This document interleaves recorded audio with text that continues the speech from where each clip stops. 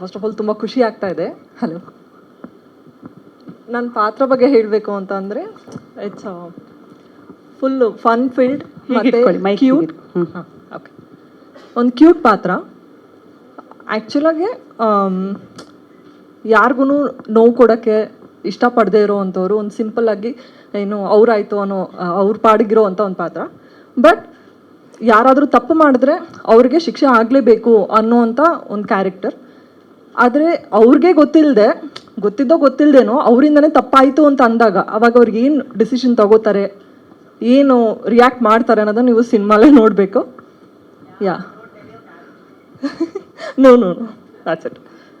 So yeah, ನೋಡಿದ್ದೀರಾ, song ನೋಡಿದ್ರಿ, teaser ನೋಡಿದ್ರಿ, ಏನು ಅನ್ನಿಸ್ತು ಅಂತ ಹೇಳಬೇಕು.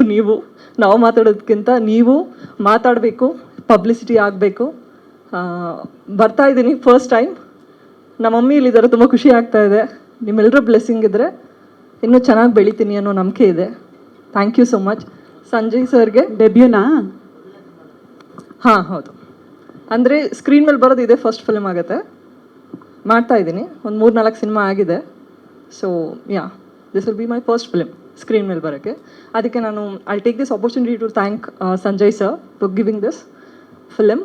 ಆ್ಯಂಡ್ ಈ ಪಾತ್ರನ ಮುದ್ದಾಗಿ ನಂಗೆ ತೋರಿಸೋದಕ್ಕೆ ಅವರೂ ಚೆನ್ನಾಗಿ ಬರೆದಿದ್ದಾರೆ. ಆ್ಯಂಡ್ DOP ಸರ್ಗೂ ಥ್ಯಾಂಕ್ಸ್ ಹೇಳೋಕ್ಕೆ ಇಷ್ಟಪಡ್ತೀನಿ. And I love her, Lakshmi ma'am. ತುಂಬ ದಿನ ಆಗಿತ್ತು ನೋಡಿ, nice meeting you. And Ragini ಅವ್ರ ಜೊತೆಲಿ ವರ್ಕ್ ಮಾಡಬೇಕಂದ್ರೆ obviously she is a senior, but ಅವ್ರ ಆ ಥರ ನಡ್ಕೊಂಡಿಲ್ಲ. ತುಂಬ ಫ್ರೆಂಡ್ಲಿ ಆಗಿದ್ದರು, ಇನ್ನು ಇನ್ಪುಟ್ಸ್ ಕೊಡ್ತಾಯಿದ್ರು. ಆ್ಯಂಡ್ ಹರೀಶ್ ರಾಜ್ ಸರ್ ಆಗಿರ್ಬೋದು, ಎಲ್ಲರೂ they made me very comfortable ಅಂತ ಹೇಳ್ಬೋದು.